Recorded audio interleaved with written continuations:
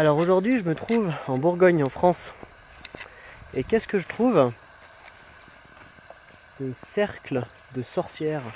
Des cercles de sorcières ou des cercles des fées. Qu'est-ce que c'est?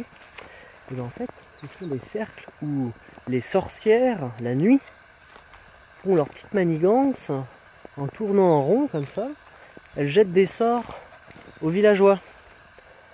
Bon, ça c'est la première explication. La deuxième explication, c'est que on a une porte, la porte pour accéder au domaine des fées. Et alors si vous passez cette porte-là, peut-être que vous allez voir des fées. Mais vous allez peut-être aussi avoir un petit problème, c'est que vous allez vous faire enlever par des fées, vous allez disparaître. Voilà, donc vous croyez l'un ou l'autre, c'est comme vous voulez. Après, scientifiquement, si ça vous intéresse, il y a une autre explication. C'est qu'en fait, ce rond que vous voyez, ça serait la matérialisation du champignon qui serait dessous, qu'on appelle le mycélium. Le mycélium, c'est en fait cette partie non visible du champignon que vous allez manger.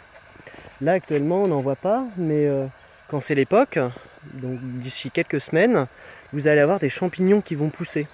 En fait, tous ces champignons-là, c'est un seul et même champignon qui est en dessous et qui donne un peu comme des fruits, on va dire. Et donc le mycélium qui est en dessous peut faire des hectares entiers. Ça peut être gigantesque et il vit à l'année.